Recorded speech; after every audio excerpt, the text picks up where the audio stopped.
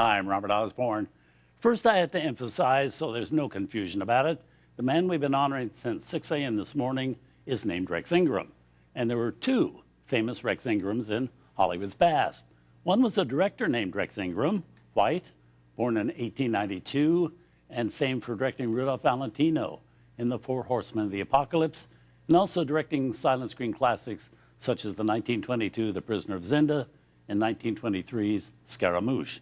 But then there's the Rex Ingram that's in our spotlight today, wonderful actor, born in 1895, African-American, educated at Northwestern University, and best known for playing the giant genie in the 1940 version of The Thief of Baghdad, and for playing Jim in The Adventures of Huckleberry Finn with Mickey Rooney, both of which we just showed. And he was also in movies we have coming up, such as Vincent Minnelli's Cabin in the Sky, Sahara with Humphrey Bogart, and Anna with Sammy Davis Jr. And we hope, if you're not familiar with Rex Ingram, the actor, you'll be well acquainted with him and his work from here on. Well, after he attended military school in Chicago and graduated from medical school at Northwestern, he was actually discovered by a Hollywood talent scout while he was standing on a street corner in Los Angeles, his good looks catching the eyes of an agent, which led to Rex getting small, uncredited parts in films such as Cecil B. DeMille's 1923, The Ten Commandments, and 1927's King of Kings. But it was really when sound movies became part of the filmmaking process that Rex's career in Hollywood really took off.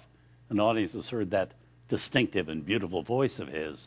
And his voice is very much on display in our next film, one of Rex Ingram's best films, and for him a rarity, a starring role in a movie. It's a 1936 film version of the great Broadway success, The Green Pastures, made by Warner Brothers, and one of the few films made by a major Hollywood studio at that time to feature a cast made up entirely of African Americans. It was a very prestigious undertaking. The Broadway version won a Pulitzer Prize for its author, Mark Conley. This film version, sticking closely to Conley's play, in which Bible stories from the Old Testament are seen from the perspectives of some young black children in Sunday school. When this film opened in 1936, it premiered at New York's Radio City Music Hall and was very warmly embraced in most quarters. More recently, though, from a 21st century perspective, it's been attacked as a film which stereotypes the black culture. Some people say not so. We leave it to you to see what you think. Here's Rex Ingram along with Eddie Rochester Anderson and the famous Hall Johnson Choir. From 1936, The Green Pastures. This was quite a daring film for Warner Brothers to make in 1936. I mean, many theater owners threatened to boycott not only the movie, but all future Warner Brothers productions if the studio made it.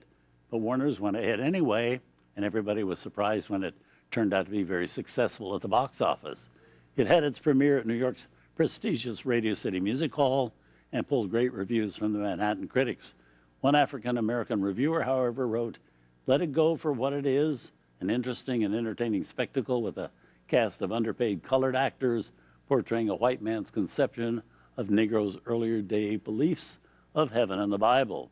Any other viewpoint," wrote the critic, "is outrageous." Up next, Rex Ingram returns. This time he's playing the devil in a film directed by the great Vincent Minnelli.